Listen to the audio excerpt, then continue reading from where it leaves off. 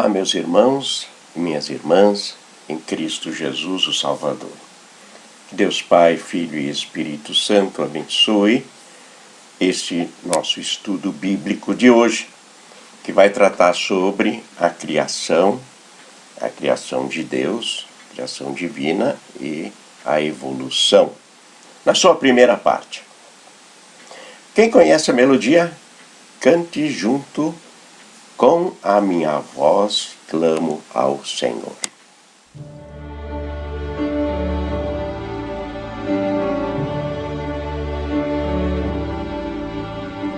Com a minha voz clamo ao Senhor.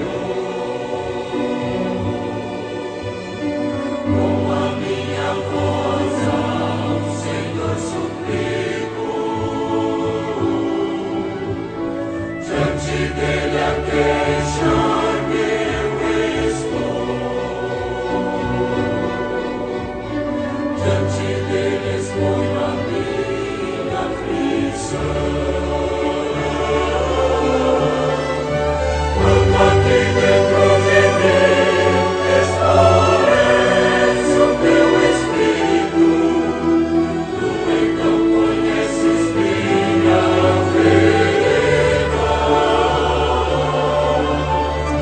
Olha a mão direita e vê, não há quem me conheça, não há ninguém onde me refugiar.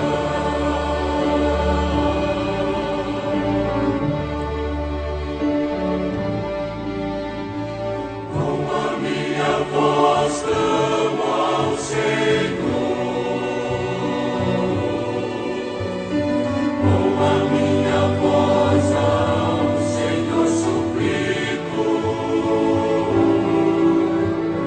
Diante dele a queixar-me eu estou. Diante dele exponho a minha aflição. Ó Senhor, eu te clamei, pois tu és o meu refúgio e o meu tesouro entre os viventes. Vem, atende o meu clamor, estou muito abatido, livra-me do forte bem da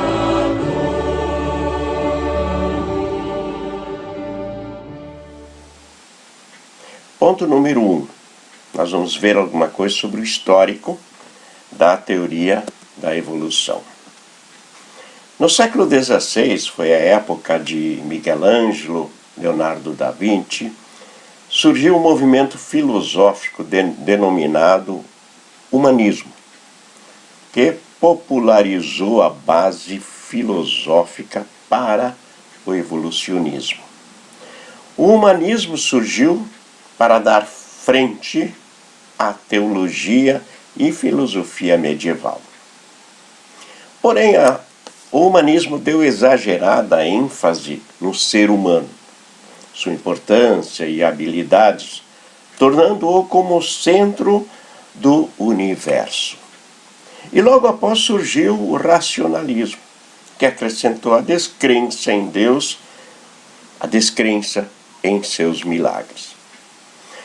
O racionalismo tinha como lema o ver para crer, aplicada especialmente a Deus e os acontecimentos sobrenaturais. Bem, agora estava preparado o terreno para alguém como Darwin tentar explicar os mistérios da vida e do universo, excluindo totalmente a criação de Deus. E a grande maioria dos estudiosos na época estavam também preparados para aceitar as teorias de Darwin.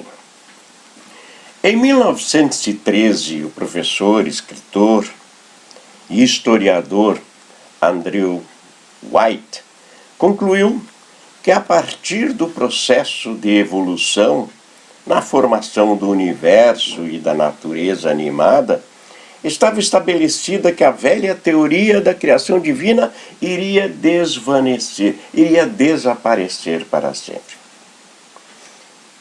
Ele, portanto, acreditava que a batalha entre a ciência e a teologia a respeito da formação do universo estava praticamente no fim, e que a ciência havia vencido a batalha entre a criação divina e a evolução naturalista.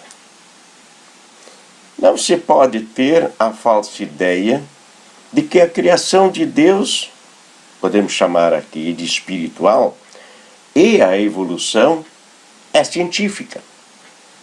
Muitos querem reivindicar a teoria da evolução de ser a resposta científica para os problemas das origens. Mas aí surgiram as perguntas. Que sustentação científica possui esta teoria? Que fatos e dados científicos depõem a favor e contra esta teoria? Que implicações teológicas advêm da aceitação desta teoria? E diante dessas perguntas, também importa perguntarmos: o que é ciência? Ponto 2. Professor Dr. John Klotz define ciência como algo que pode ser observado. É o método experimental e as deduções feitas.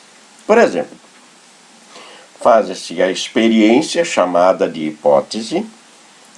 Se a hipótese for comprovada em repetidas experiências, torna-se então uma teoria.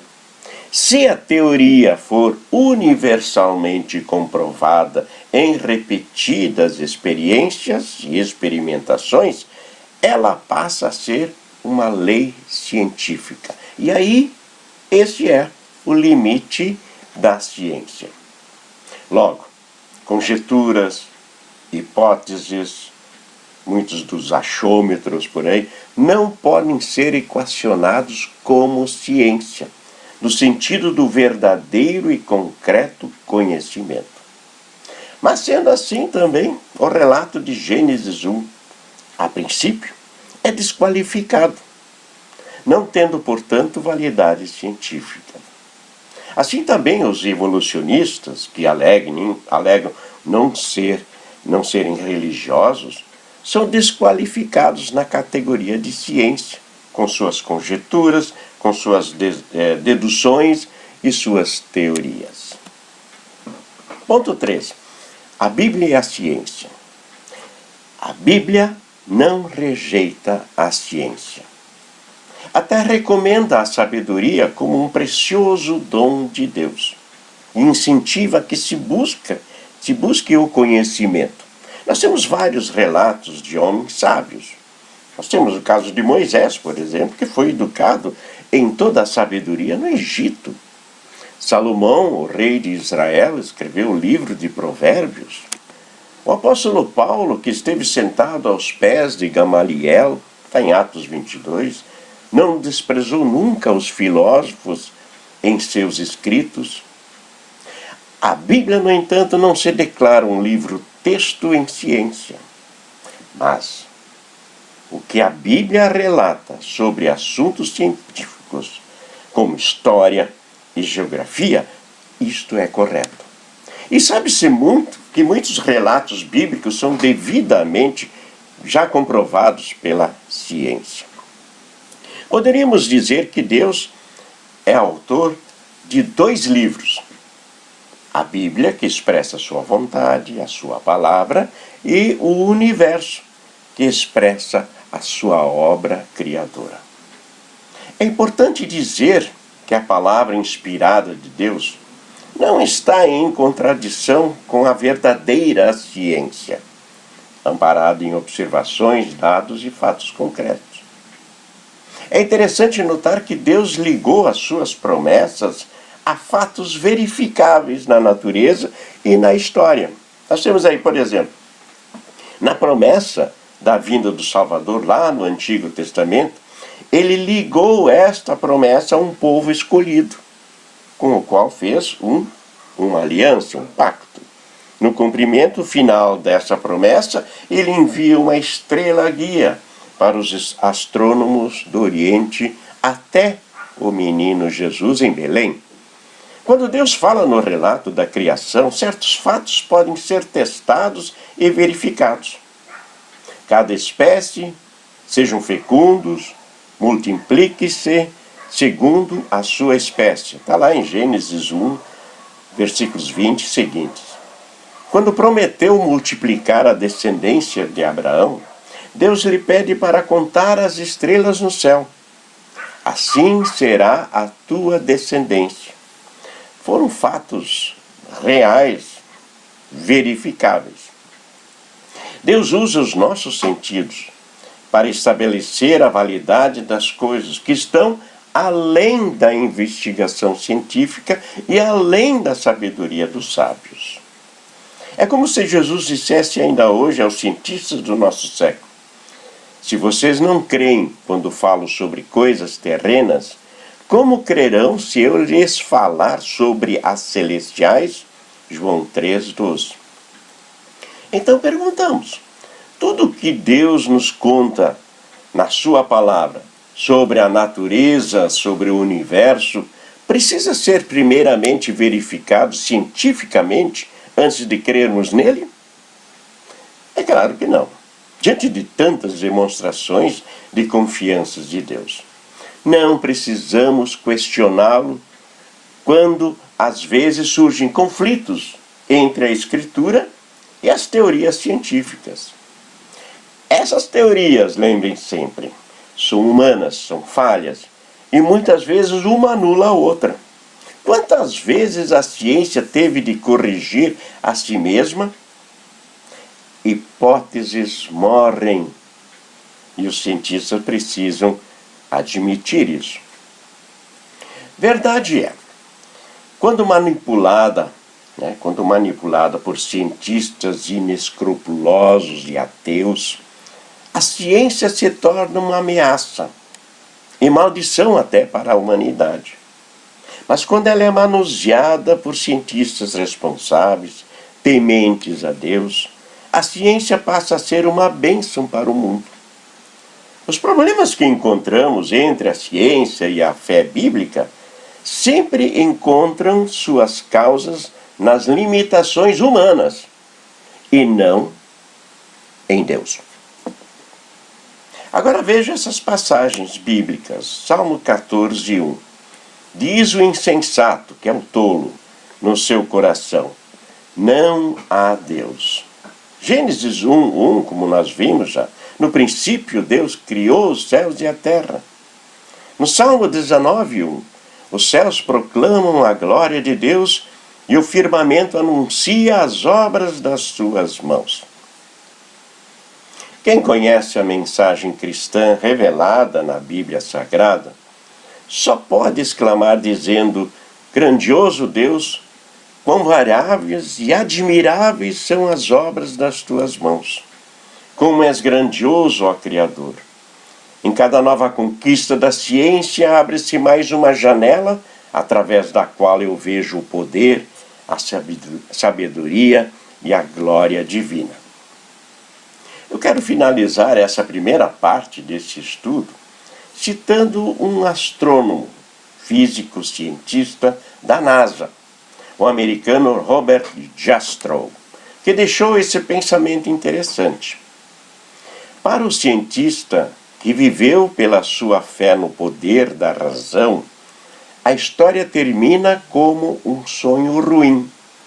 Ele escalou a montanha da ignorância e está prestes a conquistar o pico mais alto.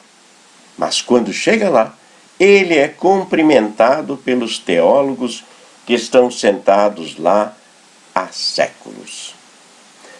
Pense nisso. Amém. Vamos orar em conjunto a bênção. O Senhor nos abençoe e nos guarde. O Senhor faça resplandecer o seu rosto sobre nós e tenha misericórdia de nós. O Senhor sobre nós levante o seu rosto e nos dê a paz. Amém. Até a próxima. Tchau. Com a minha voz clamo ao Senhor.